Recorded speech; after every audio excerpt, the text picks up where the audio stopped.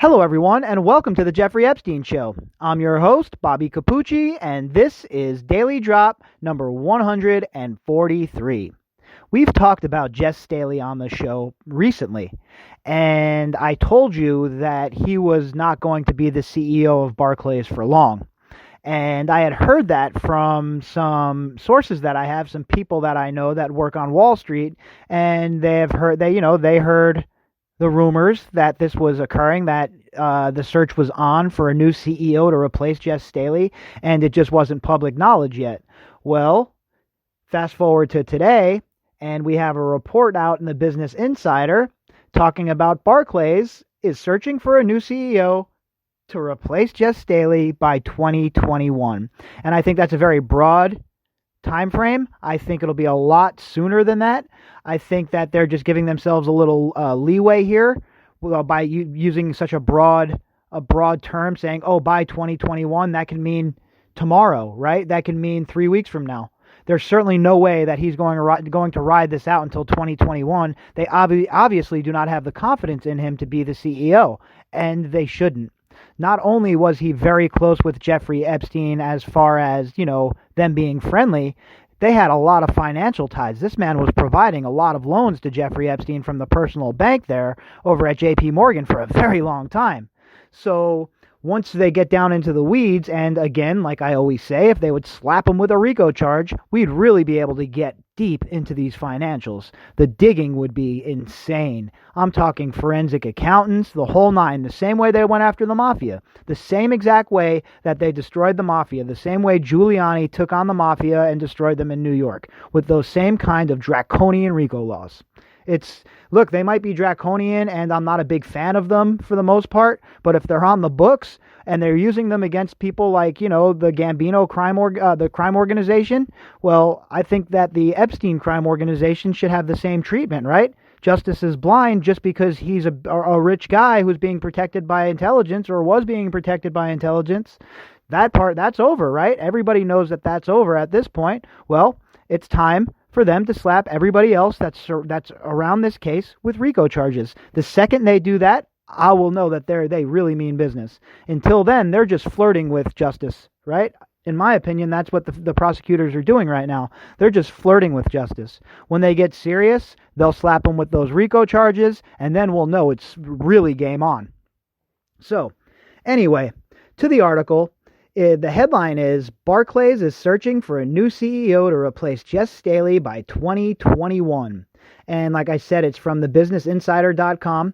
And the author is Gwen Everett. British bank Barclays is on the hunt for a new CEO. Again, I told you this when we were talking about him. I told you that he was out. It was just a matter of time. And now what we're seeing here is we've seen with Wexner stepping down. That was the hugest piece of the puzzle, because if Les Wexner can be forced out of L Brands, anyone can be forced out. Now remember, Jes Staley isn't some entrenched Barclays 35-year employee. He came over there relatively recently to take the reins. So it's not like he's built up all this goodwill the way Les Wexner has in his boardroom. Now, of course, Wexner was under fire from Barringer as well. So it was a little different. He had an activist investor on his hands. But here at Barclays, these other board members and the shareholders, they're not playing no games. They don't care about Jes Staley as, a person.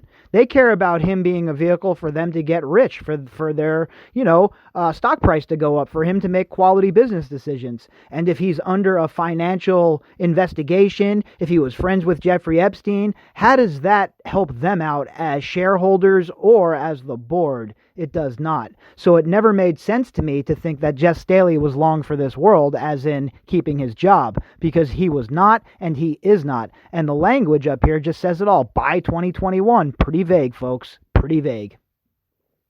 The bank is about to call in headhunters in order to start its formal search for a new leader to replace current CEO Jes Staley, the Financial Times reported Monday, citing two people briefed on the plans. And again, I had heard from my people that work on Wall Street, they said the same thing. Now, they didn't get into detail. They had only heard scuttlebutt, right? And a lot of this stuff we hear on Wall Street is second or third hand. Very rarely are you getting information right from the boardroom unless they want you to have that information. But sometimes there's stuff like this that's such a big deal that it leaks and people find out. And, sometimes you're having dinner with one of your colleagues or lunch with one of your colleagues who might work at Barclays perhaps or be in the know, and you guys start talking and one thing leads to another, and before you know it, you know a little bit more than most people.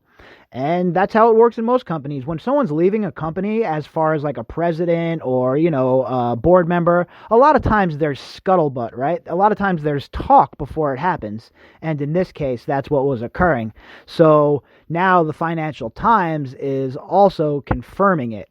So again, this is just another piece of the puzzle that's falling. Another card in their house of cards that's come tumbling down. And I've been saying it. The year 2020 is the year that the predator turns into the prey. And Harvey Weinstein got his. And I'm telling you, folks, the tide is turning and people are starting to pay attention. Enough is enough.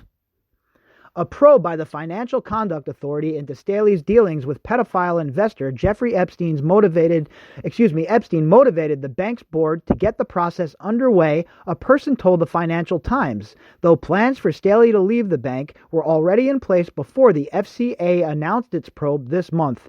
Of course, because they knew of the probe before it was announced. Now, there's no way that they just sprung this probe on Barclays. Barclays had a heads up that they were under investigation or that Staley was being looked at. They definitely had the heads up that this was coming. They knew it was coming down the pipe. So they had all this plan was in motion prior to the announcement being made, so that they weren't caught with their pants down, and that they had somebody else prepared to step in for when Staley was eventually forced out.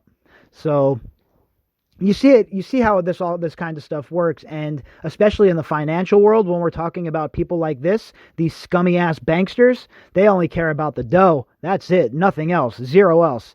And Staley is not going to be a vehicle that helps them make that dough anymore. He's out, he's expendable. And that's the cutthroat world of the financial markets, folks. Staley has said internally that he plans to leave the bank by 2021, and that could happen in May of that year at the annual meeting, the people said. But finding the right successor for the British bank could involve some distinct challenges. Barclays wants its next leader to have experience in investment banking, the branch of the bank that drives half of total revenue, the Financial Times reported. But many top investment banking executives hail from the U.S., where compensation packages for CEOs are much larger than in the UK, the Financial Times reported. Yeah, look, the compensation packages for CEOs here in America are obscene in some of these companies, especially on Wall Street. Some of these packages that these CEOs receive are, mouth-dropping, insanely huge. And half the time, they're not even productive people. Half the time, they're fleecing the shareholders at the same time that they're getting paid on the other end. It's such a racket. The financial markets are such a racket. If Barclays hires from outside the bank, it may also have to pay a golden hello, the term for when a bank makes up for expected income a hire loses by switching firms, but those buyouts are unpopular among investors and politicians in the UK, the Financial Times reports. Again, I'm not really too sure what goes on in the financial district of the UK. I'm not familiar with their stock market per se, but I'm sure it's pretty much the same as in America, meaning it's all about making money and showing a profit, turning a profit for the shareholders, and then the board members can say to the shareholders, hey, look, we're turning a profit, everybody's happy, the company moves on, and nobody makes waves. Then you have a situation like we have here at Barclays now. You have the head honcho is tied to Jeffrey Epstein, not only financially, but personally, and they understand what's coming down the pipe, considering what Wexner just went through, what Glenn Dubin went through, all of them. So they understand that there's a precedent here, and that if they don't get out in front of this, it's going to be all bad for Barclays. And the last thing they need is any more bad press. Barclays will likely hire Spencer Stewart or Egon Zedner headhunting companies to replace Staley, and the entire process could take around a year, the people told the Financial Times. Maybe I'll apply. Maybe they'll hire me. If the FCA probe into Staley requires him to leave earlier than the bank is ready for, it will appoint an interim head, one of the people told the Financial Times. Again, folks, they're preparing for that. That's what they're preparing for here. Read between the lines. That's what you have to do always in these articles. Read between the lines. They're certainly preparing for Staley to get his walking papers, and I do not believe it'll be May of 2021. I believe it'll be much sooner than that, within the next 6 to 8 months tops, in my opinion. Staley worked with Epstein from 2000 to 2013, losing contact by 2015, while Staley headed J.P. Morgan's private bank, at which Epstein was a client, the Wall Street Journal previously reported. He didn't lose contact by 2015. That's according to him. I trust these people as much as I trust China's numbers about the coronavirus coming out of Wuhan at this point. None of these people are reliable. None of these people are reliable narrators. None of these people are telling the truth. They're all self-serving. They all have their best interests at heart because they all know that hanging out with Epstein was a bad idea, but they did it anyway because guess what, folks? Their greed got in the way of their good sense. The board stands behind Staley, the Journal reported.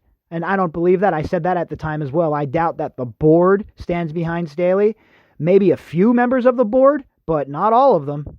During his tenure at the bank, Staley built up the investment banking division, pushing back an attack from activist investor Edward Bramson, who would rather see the business shrink, the Financial Times reported. Again, Bramson, another activist investor, another guy that causes havoc in the boardroom, and another guy that is, pushing the envelope here with Barclays. Him and Staley have been butting heads for quite some time here. He led Barclays to hit a 9% return on tangible equity, a core target for the bank last year, the FT reported.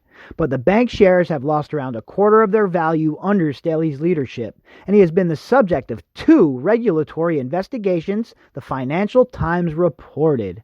Of course he has been. Of course he's been the subject of 2 investigations. Do you think that somebody that's hanging out and palling around with a known, convicted child sex offender is playing by the rules in the financial realm? Do you really think this guy and Epstein didn't have all sorts of sweetheart kickback deals when he was at JP Morgan? I don't have any proof of that, but it's common sense. That's how these things go. That's how these guys make their extra bread on the side because, their obscene $40 billion as CEOs aren't enough. They have to make sure that they get a little something on the side too. Again, their greed gets in the way of their good sense. And this is just another example, folks, of one of these people that are involved in this case, that are involved in the Jeffrey Epstein trafficking organization, who is feeling the fire, who is being held to account. And I'll take it a step further. I would not be shocked in the least if Staley has to step back from public life at this point as well. He is toxic. Anybody that was involved with Epstein on an intimate level at this point, unless you're Alan take your underwear off Dershowitz, somehow that guy is sitting in front of, the whole entire world defending the president. Somehow that guy gets a pass. I mean, don't even get me started on I didn't take my underwear off Dershowitz. But Staley? Nah, he's fodder. He can't make them any money anymore. He's out. He has to go. He has no more use for them. So that's it. You're toxic. You can't make me any dough. I don't have any loyalty to you, Mr. Staley. You've been here 4 years. Beat it. Stocks are down 25% since you've been here. Whatever. What do they say it was down? The shares have lost around a quarter of their value under Staley's leadership, about 25%. So what the hell? Why would they keep this guy around? And it makes them look like the good guys, even though we know Barclays and the rest of the banksters are not the good guys. But it makes them look good. Hey, we got rid of this guy for hanging out with Jeffrey Epstein. Meanwhile, they knew from the beginning when they hired him he was hanging out with Jeffrey Epstein, but never let a tragedy go to waste, right? So let's make pretend that we care and we'll rebrand ourselves and we'll use this to our advantage. That's how these boardrooms work, folks. It's definitely the way things go. It's all about image and it's all about face. And there's no way that the boardroom and the shareholders of Barclays were going to stomach this Staley character for much longer. And like I said, 6 to 8 months is my guess, if that. All right, folks. Well, we are about 12 hours away from me touching down in Santa Fe. And the second I hit the ground, I'm getting to work, right? So, like I told you, I don't think I'm going to be doing a morning update tomorrow. But as soon as I land in Santa Fe and get to my hotel room, I'll do a quick afternoon update. We'll see what's going on in the news, and we'll have a chat about what my plans are and what you can expect from my few days in Santa Fe. And yeah, I'll we'll get going, we'll get cracking, and we'll see what we find. Right? We're going to shake some trees, and we're going to see what we find. Hopefully, we add context and more meat to the bone, because there is a story to be told in New Mexico, folks, and nobody has told that story yet. Hopefully, I can get the ball rolling and maybe tell a little piece of that story. That's my goal, to tell just a little piece of the story, maybe more context, right? A deeper look, as opposed to just scratching the surface. Talk to some of the folks that actually live there. Talk to some of the folks that might have lived next to Jeffrey Epstein. Some of the folks that dined in some of the places he might have dined. So, look, there are a lot of things that I'm excited about tomorrow. And after the long, stressful day that I've had today, I'm looking forward to focusing fully on this trip to Santa Fe and on uncovering whatever it is that I might uncover while I'm there. All right, everybody, if you'd like to contact me, you can do that at bobbycapucci@protonmail.com. That's BOBBYCAPUCCI@protonmail.com. Also, if you would like to help support the podcast, you can do that by clicking on the GoFundMe link inside of the description box. All right, everybody, I hope you all have a fantastic evening, and the next time you hear my big fat yap, I'll be in Santa Fe. Peace!